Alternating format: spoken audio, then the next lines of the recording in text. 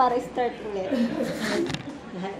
Yan po, at sama-sama nating i-declare ang Luke 4:18-19. The Spirit of the Lord is upon me, because He has anointed me to preach the gospel to the poor. He has sent me to heal the brokenhearted, to preach deliverance to the captives and recovering of sight to the blind, to set at liberty them that are bruised, to proclaim the acceptable year of the Lord. Our God is Jesus, the Anointed One, the miracle-working God. Amen. At sama-sama din po natin i-declare ang JA1 culture.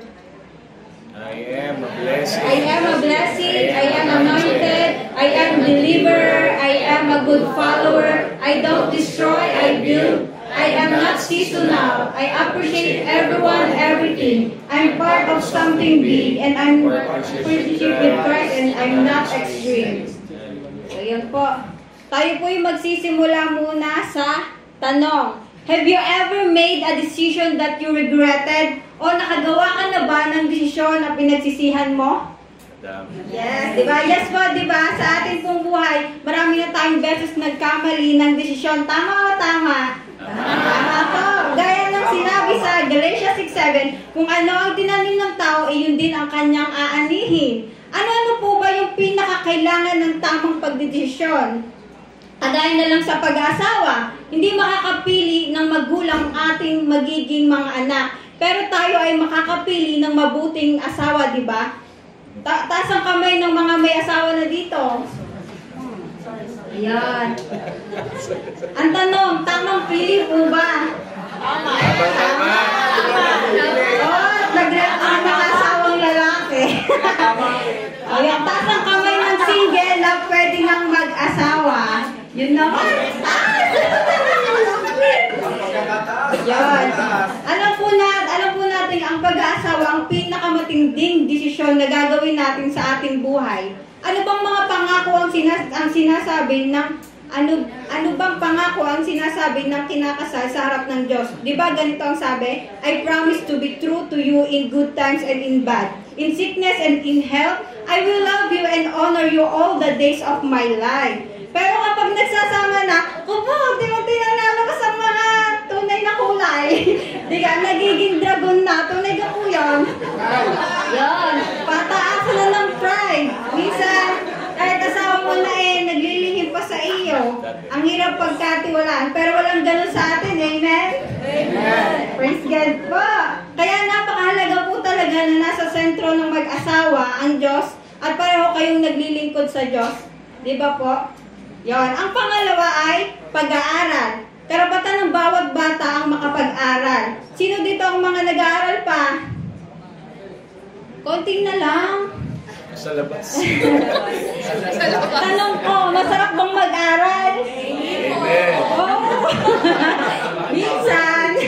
Yon. Sabi nga ni Jose Rizal, ang kabataan ng pag-asa ng bayan. Mga kabataan, piliin nyo makatapos ng pag-aaral dahil yan lang ang kayamanan ninyo na hindi mananakaw ng iba at magbibigay ng tagumpay sa inyong kinabukasan. Amen? Alam nyo po bang may kayamanan na nasasayang? Alam nyo po ba kung saan makikita ang magintong kayamanan na nasasayang?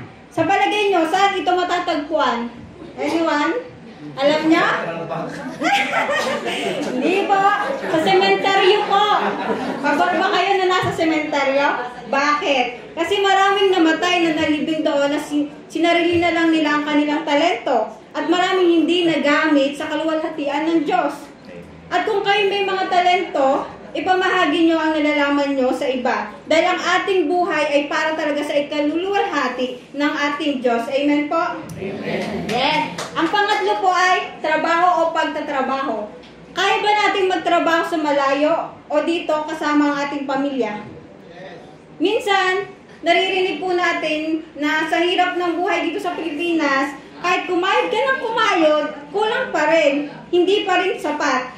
Dito pumapasok ang paglayo ng isa sa pamilya para makapagtrabaho sa malayo. Pero minsan, aminin man natin o hindi, maraming pamilya ang nasisira. Yun nga dito lang sa malapit, mayroon na ang mapalayo pa kaya. Ako po'y naniniwala na hindi kalooban ng Diyos na ang mag-asawa ay magkaiwalay o magkalayo. Kaya saludo po ako sa mga taong lumayo para mabigyan ng magandang buhay ang kanilang pamilya, pero nanatiling tapat sa kanilang asawa at mga anak. Yan. Ang pang-apat, pagpili ng kaibigan. Ang sabi nga sa quote, show me your friends and I'll show you your future. Napansin niyo po ba, nagkakasundo ang magkakaugali, ang pareho ang habit o pareho ang mindset. May iba't iba po kasi tayong personality. May mga kaibigan naman na ilalaglag ka o sisiraan ka rin sa iba. Pero dahil followers na tayo ni Christ, hindi na sa atin ang cop na namimili ng kaibigan. Tama o tama?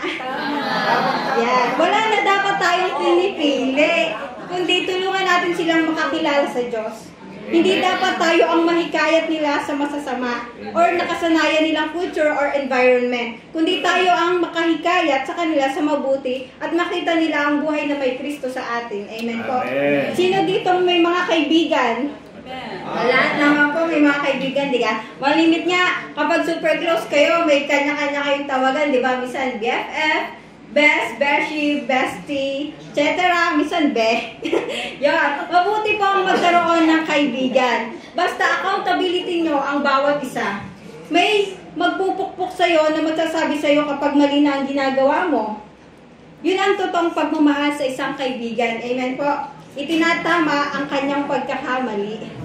Dahil minsan, tayo mismo, hindi tayo aware sa ating kilos at sinasalita. Sabi nga po sa Proverbs 27:9, ang langis at pabango ay nagpapasaya sa puso. Gayon din, ang tamis ng kaibigan ay higit pa sa ginto at pila dahil sa tapat na payo. Yan. Next question. Is there someone in our life who opposes our wrong decision? O mayroon bang tao sa buhay natin na tumutugtol sa ating maling desisyon? Meron. Ito'y malimit ang ating pamilya, kaibigan, leaders, pastors, mga taong nagmamahal sa atin. Dahil alam nila ang mas makakabuti para sa atin. At lalo't higit ang Holy Spirit na nasa atin, na nagko-convict sa atin mismo. Diga po. Amen po. Praise God po. And next question. Have you ever experienced obeying what is wrong? O naranasan mo na bang sumunod sa mali? Sino pong gusto? Mabilis ka po. Okay po.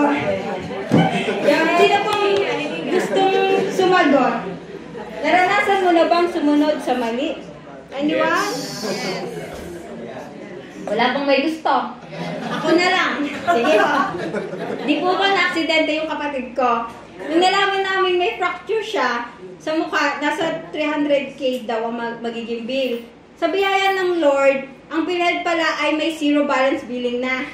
Nung inayos ko ang PhilHealth ng kapatid ko para maging financially incapable siya, kasama sa requirement ng PhilHealth ang Certificate of Socio-Economic Condition. Ini-interview pa pala doon. Nag-uusap sa group chat namin ng mga kapatid ko. Mga lalaki po ang kapatid ko. Sabi nila, huwag kang magsasabi ng totoo, baka hindi ka mabigyan ng certificate kasi kasalanan ng kapatid natin. So notice ako, walang ibang mag-aayos kundi ako lang that time. Dahil ako'y puyat, pagod, at walang gana kumain. Kasi syempre, shock pa kami sa nangyari. Hindi ko talaga alam ang sasabihin ko kasi hindi ko naman nakita. Hindi pa din ganun kalinaw kung anong nangyari. Pero alam kong may pagkakamali ang kapatid ko. Tapos ang naalala ko lang, huwag akong magsasabi ng totoo. Kung ano na lang nasagot ko that time, ginawa ko pang retired na si mama para walang masyadong tanong. Sabi ng mama ko sa group chat namin, ay nako, bahala kayo dyan, pati ako ginagawa niyong retire na.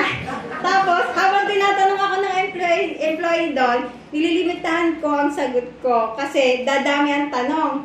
Grabe talaga ang katal ko that time. May dalawa siyang tanong na hindi ko na nasagot. Kasi hirap na ako magsinungaling. Buti na lang, hindi siya nainis sa akin. Pero after nakauwi na kapatid ko, yung pangalawang admit na operation ng kapatid ko, sabi ng mama kahit pala hindi na mag-ayos ng PhilHealth, basta unemployed. Ay, napapatungininga na lang ako. Kasi nasubok ako that time na ako'y magsinungaling. Yon, pero yung favor ng Lord na umabot pa yung kapatid ko sa zero billing balance. Kasi pinag-aaralan po ng DOH na tanggalin na ang mga drunk rider at walang helmet sa zero balance billing. Kaya, Kaya dapat, kahit malapit, ay mag-helmet. Yan. Yan. So, yun po. So, check our heart po. Kapag wala nang dating sa atin ang magsinungaling, matakot po tayo. Baka makapal na ang kalyo ng heart natin. Huwag nating maging lifestyle ang pagsisinungaling, even white lies. Amen po. Masarap pong mabuhay ng may kapayapaan at nag-i-stand tayo sa word ng Lord. Hindi natin pwedeng sabihin na inaalaw ng Lord ang pagsubok lagi. Kausapin din natin ang ating sarili. Baka tayo ang nag-aalaw. Baka hindi na kasi tayo nagtatanong muna sa Lord kung tama ang magiging desisyon natin. Baka masyado na tayong kampante sa sarili nating kakayahan at lakas. Believe me, sumasagot po ang Lord through Bible sa ating isip at puso, o kaya naman kumakausap din siya ng lingkod ng Lord para magsabi sa atin. Pwede din confirmation sa tanong natin, di ka po? Even sa dream po natin, pero dapat may confirmation through Bible. Amen po.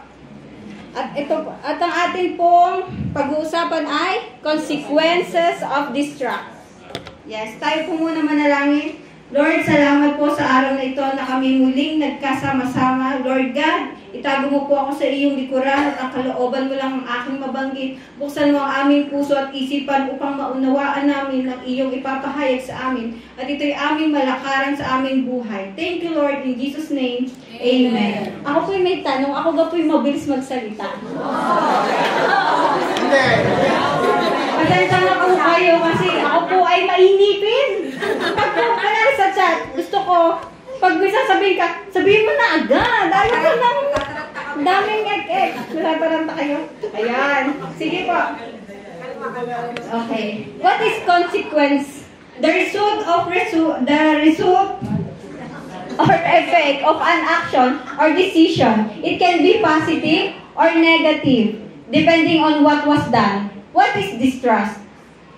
A lack of trust or confidence in someone or something. It is feeling or belief that a person, group, or situation is not honest, reliable, or safe. Yan. Ate pong himay-himayin ang 1 Chronicles 21, 1-15. Yan. Next. Ay, sorry. Nagsusulat ba kayo? Nga pala. Una, temptation by Satan. 1 Chronicles 21:1. Satan rose up against Israel and caused David to take a census of the people of Israel. Yun nga po, tinukso si Satan na si David na bilangin ang mga sundalo at siya'y napasunod naman kung kaya't nawala ang tiwala ni David sa Diyos. Sa ating pong buhay, aminin man natin o hindi ay may mind war sa atin. Diga po? Lagyan lang tayo ng lies ng kaaway sa isip natin ay bigla na tayong nagugulo o nagdidesisyon basta-basta na walang confirmation sa Lord. Diga po? Kung atin lang mababasa ang Bible, karamihan talaga sa mga lingkod ay tinutukso ni Satanas. Even Jesus nung fasting siya ng 40 days and 40 nights. Until now po, lahat ng tao tinutukso. 'Di ba? Naranasan niyo po lahat 'yan. Yan. Bakit po kaya? Kasi hindi niya kayang labanan ang Diyos. Gusto niyang isama ang mga tao para parusahan na tatanggapin niya sa araw ng judgment. Hindi niya matanggap na isang beses lang siya nagkasala. Pero tayong mga tao, hindi niya matanggap na isang beses lang siya nagkasala, pero pinatapon na siya at ang 1/4 na sumama sa kanyang mga anghel. 1/3, sorry, thank you very much sa pag-correct. 1/3 pala, now I know. Narinig ko po kasi sa iba 1/4. Sabi ko, okay, 1/4. Yan, okay. Pero tayo mga tao, nilikha din tayo. Galing lang po tayo sa alikabok, putik, pero lagi tayong pinapatawad at pinagbibigyan ng pagkakataong magbago ng Diyos. Amen. Diga po. Sa pamamagitan ng mga tao na minahal, diligtas at kinahabagan ng Diyos. Tayo ang gagamiting mga tao para masaktan niya ang damdamin ng Diyos. Diba? Ganun po ang ginagawa niya. Kaya wala siyang ginagawa kundi magnakaw, pumatay, at magwasak ng mga buhay. Amen. Number 1 kalaban ng tao sa kanyang sarili ay pride. Tunay ka po. Dahil dyan bumagsak si Satanas. Ang sabi nga, mas mabuting itama ang mangmang kaysa sa matalino at mayamang tao dahil hindi sila natanggap ng pagkakamali. Pride is one of the most dangerous. Bakit po? It makes us depend on ourselves instead of God. It blinds us from seeing our own faults. Nakakatakot po ano? It leads to rebellion against God. Ang sabi nga ng Bible sa Proverbs 16:18, pride goes before destruction and Holy Spirit before a fall. Kaya sa Bible, pride ang ugat ng maraming kasalanan. Dahil kapag matas ang sarili, nawawala ang pagpapakumbaba at pagtitiwala sa Diyos. Next slide. David's census. Haba. 1 Chronicles 21:2-6. So David said to Joab and the commanders of the army, take a census of all the people of Israel from Beersheba in the south to Dan in the north, and bring me a report so I may know how many there are. But Joab replied, may the Lord increase the number of these people 100 times over. But why, my lord the king, do you want to do this? What, are they not all your servants? Why must you cause Israel to sin? But the king insisted that they take the census. So Joab traveled throughout all Israel to count the people. Then he returned to Jerusalem and reported the number of people to David. There were 1,100,000 warriors in all Israel who could handle a sword, and 470,000 in Judah. But Joab did not include the tribes of Levi and Benjamin in the census because he was so distressed at what king had made him do. Inom lang po ang tubig.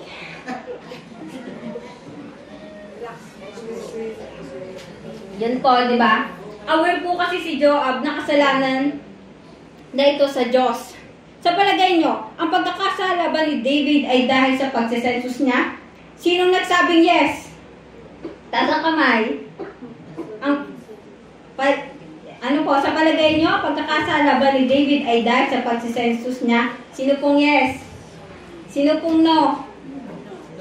Oh, sinong ayaw magkamali ng sagot? Okay. Kaya, yon. Ang pagkakasala po ni David ay hindi mismo pong pagsisensus, kundi sa motive ng kanyang heart. Di ka po? Noon po kasi tinutukso siya ni Satanas na mag-sensus. Ano ba yung pumasok sa kanya? Di ba nagkaroon siya ng pride, pagmamataas, self-reliance, pagtitiwala sa sarili, disobedience to God, pagsuway sa Diyos. Mga kapatid, check our heart. Baka nakakapasok din ito sa atin. Magpasalamat po tayo kapag may nagtutuwid sa atin. Matakot po tayo kapag wala nang nagtutuwid sa atin. Amen po. Amen. Alam niyo ba yung kasabihan sa Batanggenyo? Maubos na ang yaman, wag lang ang yabang. Yun po, nung andun po ako sa Santa Clara, itong aking nakita. Hindi ko naman po sila sinisiraan. Gagawin ko lang sample. Kapag magpepiesta sa kanila, ay tunay na ang handa ay galing sa utang. Tapos, mga branded ang suot, pero walang pangkain at laging napuputulan ng tubig at kuryente. Ayun. Wala akong pangalan. And next, David's repentance. 1 Chronicles 21:7-8. God was very displeased with the census, and he punished Israel for it. Then David said to God, I have sinned greatly by taking this census. Please forgive my guilt for doing this foolish thing. Yun. Na-realize po ni David ang kanyang kasalanan. Nag-repent siya and asked God for forgiveness. Tayo po ba, kapag na-realize natin nagkamali tayo, ay nahingi agad ba tayo ng tawad? O laging nangunguna-nguna ang pride sa atin? Gaya nga nagsabi ni Mama Bess last BS, David is the man right after God's own heart. Because he is very human. Siya ay natutukso, nagkakasala, pero end of the day siya ay marunong mag-repent, marunong makinig, at marunong magpatuwid. Siyempre, mahal niya ang Lord. At passionate worshiper din po si David sa Lord. Yan po. Nung nagpasensus nga siya, hindi naman ito inutos ng Diyos sa kanya. Pero hindi naman siya tinanggal ng Diyos sa pagkahari. Pero anong naging consequence niya? Ang inaasahan niyang dami ng hukbo ay siya rin uubusin ng Diyos. Kaya sa ating buhay, yung mga inaasahan natin, pwede yang alisin ng Lord kapag nakikita na niya yan na ang idol mo, ang kasiyahan mo, o focus mo, at hindi na ang Lord. Amen po. Next slide. God's judgment. 1 Chronicles 21, 9-12. Then the Lord spoke to God. David, sir, this was the message. Go and say to David, this is what the Lord says. I will give you 3 choices. Choose one of these punishments, and I will inflict it on you. So God came to David and said, these are the choices the Lord has given you. You may choose 3 years of famine, 3 months of destruction by the sword of your enemies, or 3 days of severe plague as the angel of the Lord bring this devastation throughout the land of Israel. Decide what answer I should give the Lord who sent me. Yun nga po, pinapunta ni Yahweh si God na propeta ni David para papiliin sa parusa. Ano yon? 3 taong taggutom, 3 buwang pananalanta ng mga kaaway, o 3 araw ng salot mula sa Diyos. Ang lupit po dati kasi kapag nagkasala ka, ilalatag na sa iyo ng propeta ang magiging kabayaran ng kasalanan mo. Minsan, binibigyan ng sakit, tinataningan na ang buhay, sasabihin mamamatay sila. Minsan naman, may option. Parang multiple choices. Pumili ka na at nang ipaparusa sa iyo. Yun. Alam niyo po, super blessed po tayo ngayon kasi namatay na si Jesus para sa ating kasalanan. Amen. Yung grace na sa atin, laging nandyan. Kaya hindi na ganun kabigat yung parusa sa atin. Pero may pagbabayaran pa rin tayo. Paano kaya kung sa panahon natin, papipiliin din tayo yung kapag po tayo ay nagkasala ay may propetang lalapit sa atin at sasabihin ang consequence na ating ginawa. Kung tayo kaya ang papipiliin, abay doon ako sa 3 days na salot, mas mabilis yun. Tayo nga, masama na, pag gutom na, nagiging dragon na Yun pa kaya 1 taon tayo walang makakain? Kung 3 months naman na pananalantan ng kaaway, ang hirap din po kasi tao ang kalaban na siya magpapahirap din sa atin. Tulad po ni David, siguradong kahit tayo, pipiliin natin ang 3 days na salot. Maiksi lang at may habag pa ang Diyos. Napansin ba natin lahat ng option ay puro pagkaubos ng hukbo na siyang naging inaasahan ni David? Napansin po natin? Yes. Yan. Marahil gustong ipaalala ng Diyos na wala sa dami ng sinasakupan o kapangyarihan ang katagumpayan ng buhay, kundi nasa Panginoon lamang. Amen po. Amen. Mawala man ang lahat, wag lang ang relasyon natin sa Diyos at higit sa lahat, matuto tayong palaging magpasakop sa Diyos. Amen po. Amen. Next slide. David chose the mercy of God. I'm in a desperate situation, David replied to God. But let me fall into the hands of the Lord, for His mercy is very great. Do not let me fall into human hands. Kahit tayo, mas nanaisin natin sa kamay na lang mahulog ng Diyos at siya ang magparusa sa ating diga po. Tayo umamin agad at tanggapin natin ang kahiyang daranasin natin dahil sa ating maling desisyon, kaysa sa impyerno pa natin pagbayaran ng ating pagkakamali.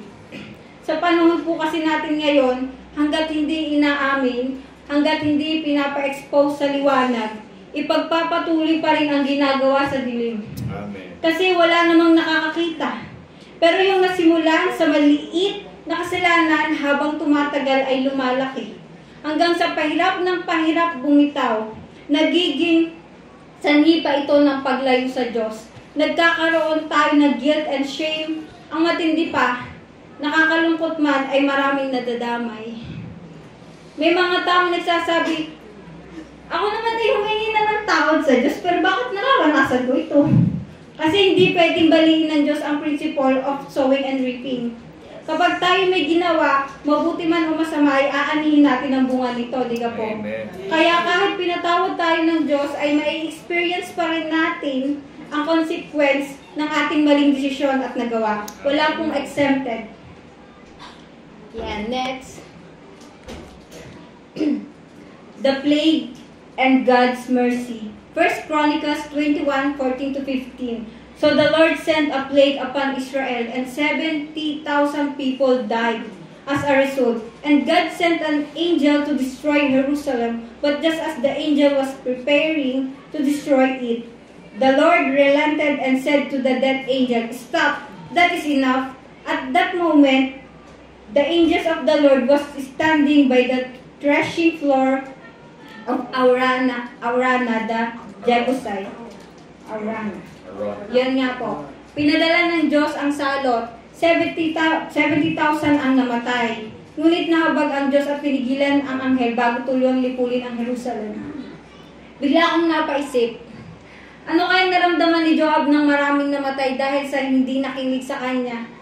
Ang Haring David, nagalit kaya siya? Nalaman kaya ng Israelita na kaya nagkasalot ay dahil sa maling desisyon ni David? Pero syempre, hindi po nasagot yun sa Bible. Wala. Yun, sa ating buhay, kapag nagkakamali tayo ng desisyon o padalos-dalos, hindi lang naman tayo yung mapapahamak.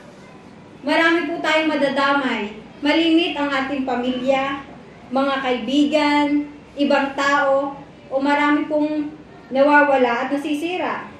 At ang ating pong pangalan ang pinaka nasisira. Diga po. Ang sabi nga po sa Proverbs 22:1, mas mabuti ang magandang pangalan kaysa malaking kayamanan. Alam niyo ba kung bakit laging may multo sa mga tulay? Layo. Alam niyo ba po kung bakit may multo sa mga tulay? Hindi na alam. Kasi dahil may ghost project. Joke on yun. Joke! Wait. Yun. Tulad na lang ng gadget sa flood control. Di ba may budget pero ghost project? Di ba dahil sa pagiging makasarili, kasakiman, at higit sa lahat kawalan na ng takot sa Diyos, hindi na tinatablan ng konsensya. Maraming nadadamay, lagi nang nagkakabaha kahit konti ulan pa lang. Yung hindi dati, binabaha ang lugar, ngayon binabaha na. Kahit tayo, binabaha ng pagpapala. Amen? Ngayon, dahil sa ginawa nila ay maraming galit sa kanilang Pilipino. Dahil sa tax po ng taong bayan nagmumula ang budget. Tapos, winawadas lang nila, no? Pero tandaan po natin, tao pa rin sila. Ipanalangin natin ma-encounter din nila si Lord na gaya natin. Ipanalangin po natin lahat po ng government officials simula sa pinakamababa hanggang sa mataas na posisyon ay magkaroon sila ng tunay na pagmamahal at katapatan sa ating bansa. Amen po? Amen! Next! Nasa application na tayo.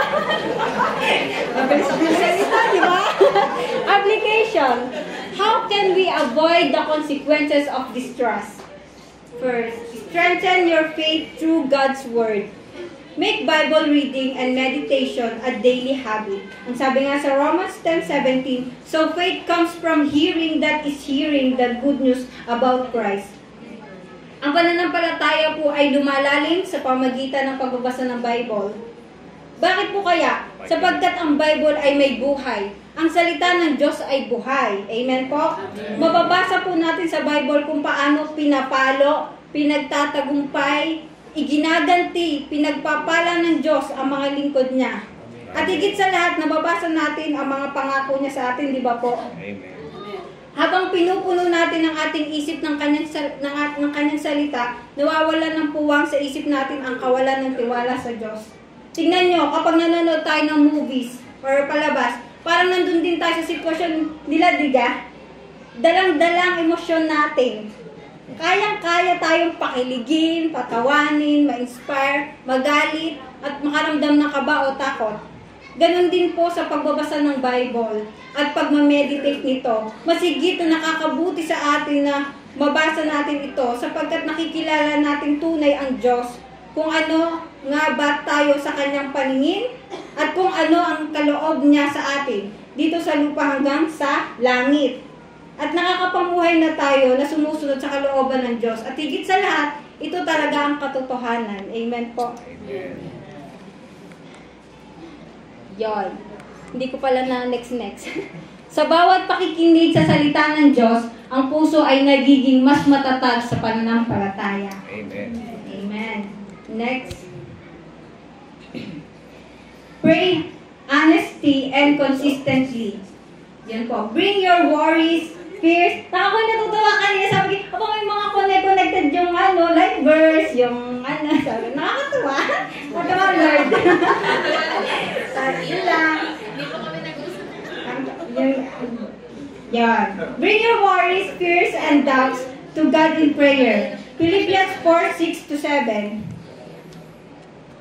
Don't worry about anything. Instead, pray about everything. Tell God what you need and thank Him for all He has done. Then you will experience God's peace, which exceeds anything we can understand. His peace will guard your hearts and minds as you live in Christ Jesus. Pwede po magtanong, sobrang bilis ko ba po? Yes po. Sobrang bilis na. Pero naintindihan niya naman po. Yes po. Hindi na makahabol. Praise God po, praise God. Yan po. Yun nga po. Sa pagising pa lang po natin sa umaga, ang pagpapasalamat at pagdadasal talaga ang dapat nating unahin. Hindi po ang cellphone. Pero pwede naman, kapag naman nag-alarm ng cellphone mo, ay nagigising ka na, syempre pipindutin mo muna para di mag-ingay ang cellphone, di ka ba? Yan. Lagi pong panalangin ang kasimula natin sa lahat ng bagay. Panalangin may pasasalamat, okay man o hindi. Yeah. Pwede po tayong humingi. Pero lagi natin sasabihin na kung kalooban ng Diyos, ibigay man o hindi ay okay lang at palaging may pagpapasalamat sa Kanya. Dahil hindi naman tayo nakapokus sa ibibigay sa atin kundi sa nagbigay na ang Diyos. Amen po. Ang pagdadasal po kasi ang katibayan na tayo ay nagtitiwala at umaasa lang sa Panginoon sa ating pang-araw-araw na pamumuhay.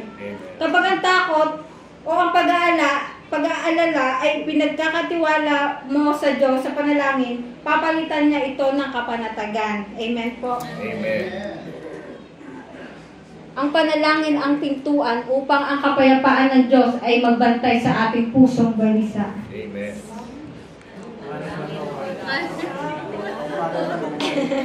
Next, recall God's past faithfulness. Keep a journal of answered prayers or blessings. Sabi nga sa Lamentation 3:22-23, the Lord is steadfast love of the Lord. The steadfast love of the Lord never ceases. His mercies never come to an end. They are new every morning. Great is your faithfulness. Praise God. Hallelujah. Sino dito ang may notebook na sulatan niya kapag may answered prayer siya or blessing na dumating sa kanya? Amen. Oh, wow, praise God. Sa akin kasi kakaiba, hindi yan. Yung kapag merong sinabi sa akin, Lord, sinusulat ko. Yan. Bakit nga ba kailangan natin i-recall ang mga napagtagumpayan natin before? Para po muli-ulit tayong ma-amaze kung paano tayo pinagtagumpay ng Lord. Mga imposible na naging posible, mga sakit na gumaling at naglaho, mga budget na paano nagkasya at may labis pa. Amen. Praise God. Kasi kung tayo dumating sa panghihina, masasabi natin habang binabasa ang ating mga sinulat dati na kung nagawa nga ng Lord dati, ay mas lalo na ngayon na magagawa niya. Amen po. Kapag po kasi napagtagumpayan na natin ang mga pagsubok, ibig sabihin may paparating na blessing ulit. Habang tumataas ang pagsubok na pinagtatagumpayan, tumataas din po ang blessing at favor na binibigay ng Lord sa atin. Amen po. Amen po. Ang bawat pagsikat ng araw ay paalala ng walang hanggang pag-ibig at bagong habag ng Diyos. Amen. Amen. Next. Ay, malapit na tayo. Matako.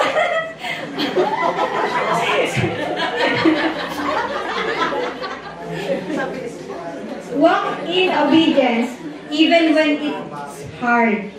Take small steps of obedience to God's commands. Sabi nga po sa Proverbs 3:5-6. Trust in the Lord with all your heart.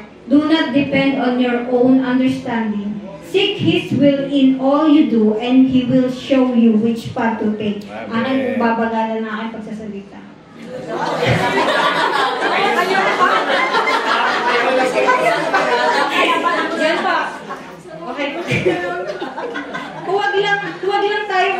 sarili nating isip o plano.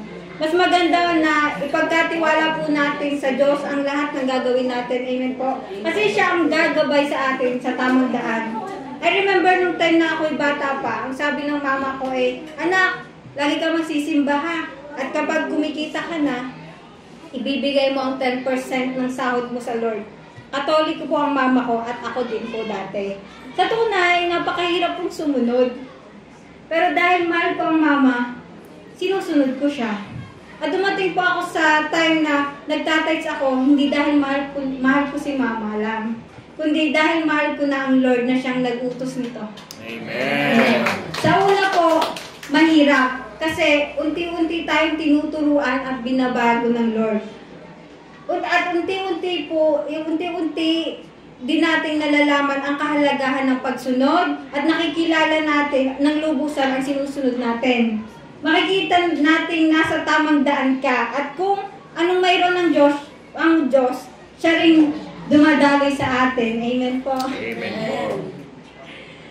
Isuko mo ang iyong mga daan sa Diyos at siya ang gagabay ng higit sa iyong sariling pag-unawa. Medyo malalim daw po ang aking mga ginagamit. Yan, next. Surround yourself with godly community. Stay connected with fellow believers who encourage your faith. Sabi nga po sa Hebrews 10:24-25. Let us think of ways to motivate one another to acts of love and good works. And let us not neglect our meeting together as some people do, but encourage one another, especially now that the day of His return is drawing near. Kaya nga po sabi, di ba, hindi sapat na tayo linggo lang nakakapagsimba, nakakapag-church, o nakakapakinig. Better nga araw-araw. Ganito ang ating ginagawa ngayon. Tayo po'y palaging makilahok sa mga gawain ng ating church, ng ministry, at saka ng life group. Amen po? Kasi sino na lang ang magtuturo sa atin? Ang mundo? Mas marami pa po tayong oras sa labas. Hindi lahat ng nakakasama natin sa labas ay Kristiyano. Remember, nasa katawang lupa pa po tayo. Ang katawan natin ay, ang gusto nito ay pangmundo. Yes. Kaya po, patayan talaga ng sarili. Kung hindi tayo babad, lalamunin tayo ng ating sariling kagustuhan, di ba?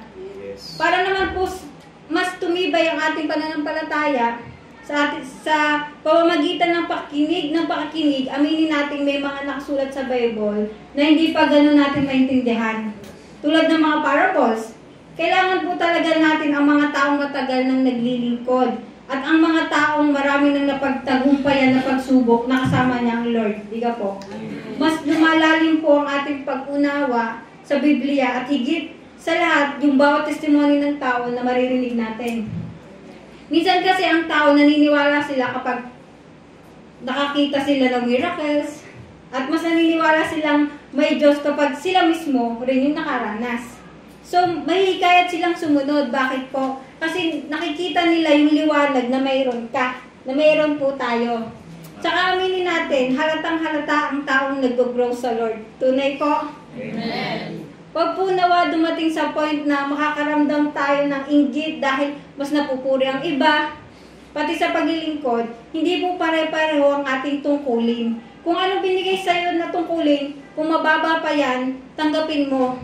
Dahil hindi ka naman sa tao naglilingkod, kundi sa Lord. Ang Lord ang makakakita ng heart mo. Ang Lord ang magpo-promote sa'yo at sa atin. Amen po. Amen. Rest mo. Ay, kanina ka pang hinahin na. Teka lang. Wait lang po ha. Yan. At higit sa lahat, huwag po tayong maging tisod para sa iba. Mga kaipi ko dyan, alam ko minsan nakakatisod ako. Ako inyong patatawarin. Ayun, pananagutan po natin ang bawat isa. Ang ganitong mga gawain ay nakakatulong sa ating pag-unlad espiritual. At tayo po mismo gagamitin ng Diyos na maging bahagi sa lahat ng gawain. Faith grows stronger when we walk together, encourage one another, and choose not to give up on meeting as God's family. Amen. Yon, ito tunay na, malapit na ako matapos. Guard your heart against pride. Humble yourself before God daily. Piliin po natin araw-araw na umasa sa Diyos at hindi lang sa sarili. Ang pagpapakumbaba ay hindi kahinaan, kundi pagkilala na ang Diyos ang mas dakila, mas marunong at may kontrol sa ating buhay. Kapag nagpapakumbaba tayo, inaamin natin lahat ng pagpapala ay galing sa Diyos.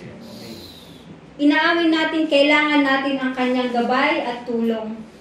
Isinusuko natin ang sarili nating plano at hinahayaan ng Kanyang kalooban. Ang pagpapakumbaba araw-araw ay nagpapatibay ng ating pananampalataya at ito'y nagpapanatili ng malapit na relasyon natin sa Diyos. James 4:6. God opposes the proud but shows favor to the humble. Hinaharangan ng nagmamataas ang pagpapala, ngunit tinatanggap ito ng mga taong mapagpakumbaba. Amen. Amen po. Oops. Kapag ikaw ay nagpapakumbaba sa Diyos, mawawasak ang gawa ng kaaway sa buhay natin. Amen po. Amen. So, paano nga po natin ma-avoid ang consequence of distrust sa Lord? Una, strengthen your faith through God's Word. Pray honestly and consistently. Recall God's past faithfulness. Walk in obedience even when it's hard. Surround yourself with godly community and guard your heart against pride. Amen. Sa conclusion na po tayo. Lahat po tayo ay pwedeng matulad kay David. Nadadala ng tukso, nakakagawa ng maling desisyon at nagiging mayabang. Pero tandaan natin, sa bawat pinto ng ating buhay, ang kawalan ng tiwala sa Panginoon ay may dalalaging kaparusahan. Ngunit ang pagtitiwala ay nagdudulot ng kapayapaan, gabay at kalakasan. Kapag pinili natin ang pananampalataya kaysa takot, panalangin kaysa pag-aalala, pagpapakumbaba kaysa pagmamataas, at pagsunod kaysa sariling unawa, napapangalagaan natin ang ating puso at lalo tayong napapalapit sa Diyos. Ang Kanyang salita ang katagumpayan natin at ang Kanyang presensya ang nagpapaalala sa atin araw-araw na Siya'y tapat noon, ngayon at magpakailan pa man. Sige po, worship team, can I call? O, diba?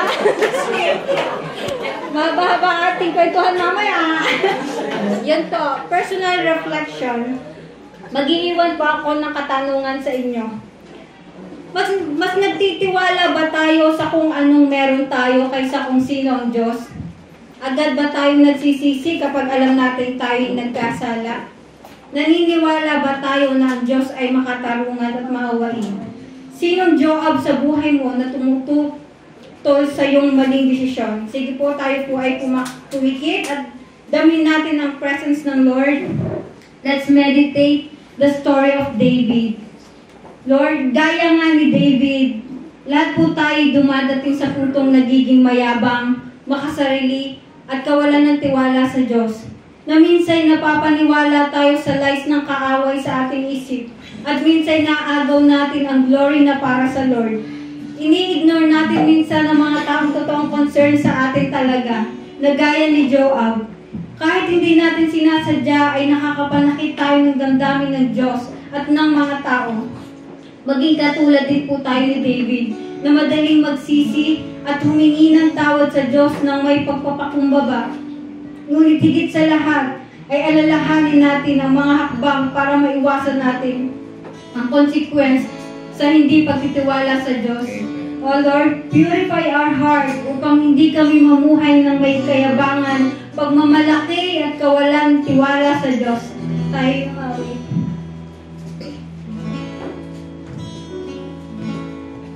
Purify my heart.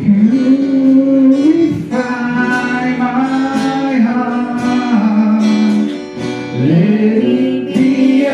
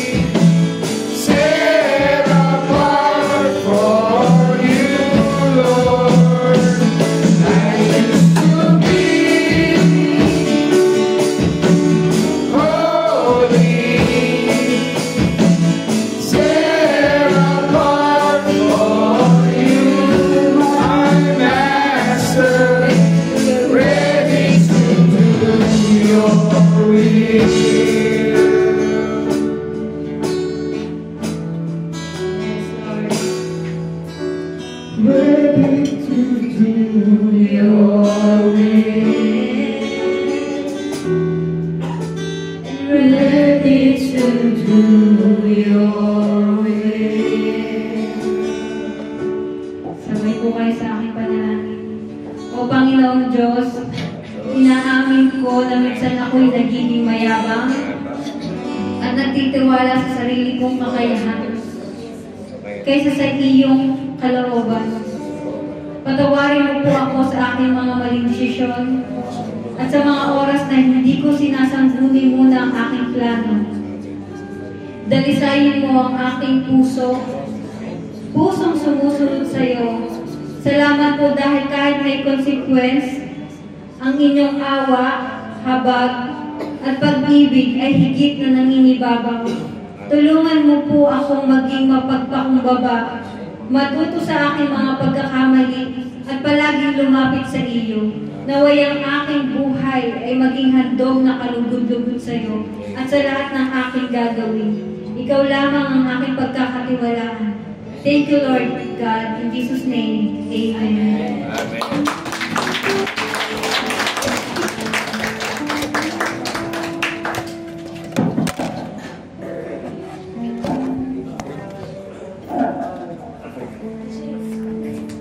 Congratulations. Iba pala po ang pwede ng Lord.